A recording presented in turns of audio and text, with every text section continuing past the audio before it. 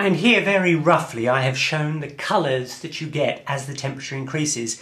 At about 480 degrees something will glow faint red. At 580 degrees Celsius it's going to be dark red.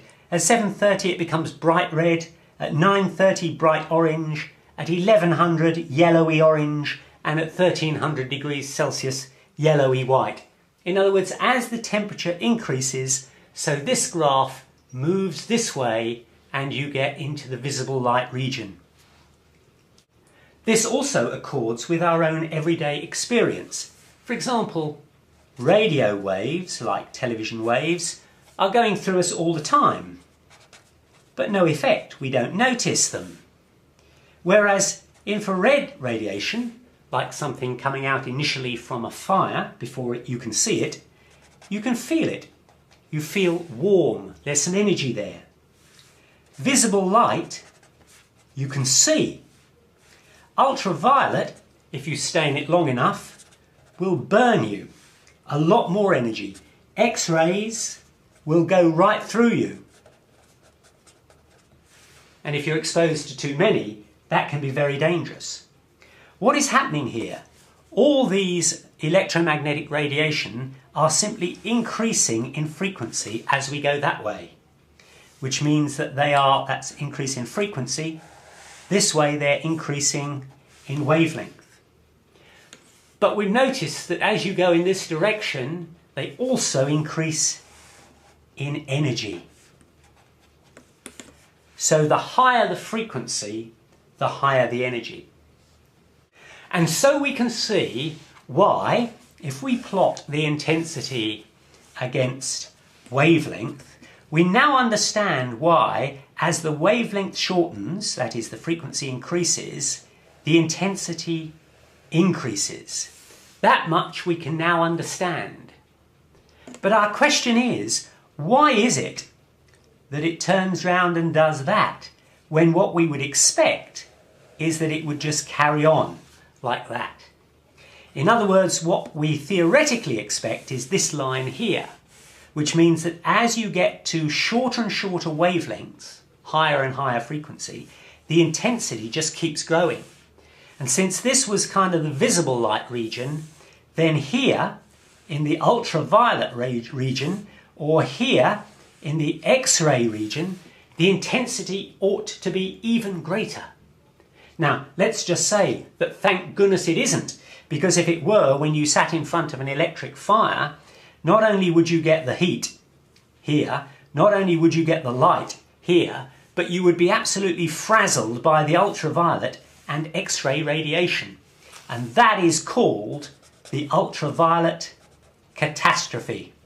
Because if it happened, and it doesn't, but if it did, it would be a genuine catastrophe. So it's just as well that it doesn't. But why doesn't it? Why does the curve go up as we expect, but then start coming down again?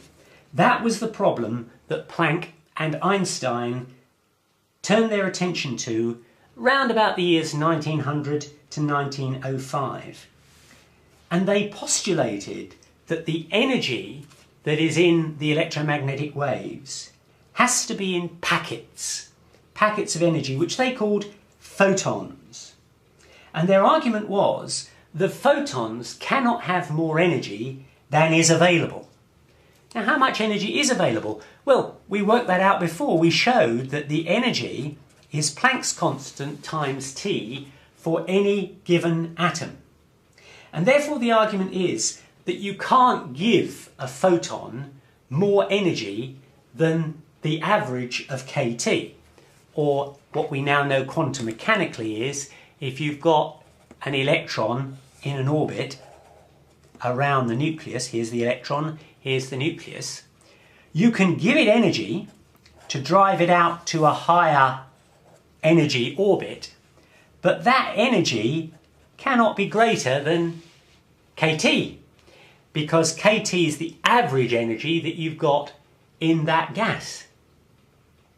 And consequently, when the electron falls back down again and releases a photon, that photon can only have the energy that was originally absorbed which is going to be an average of kT. Now, of course, as I said before, there's going to be a distribution of energies, the average of which is kT.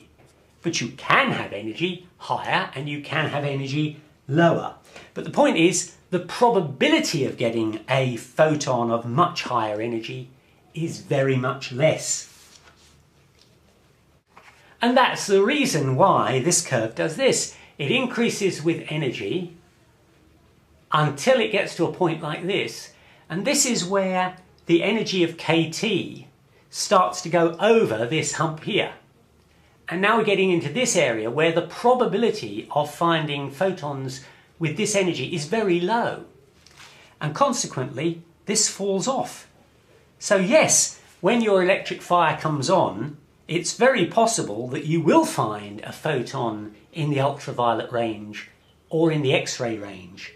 But the probability of them being there is in this region.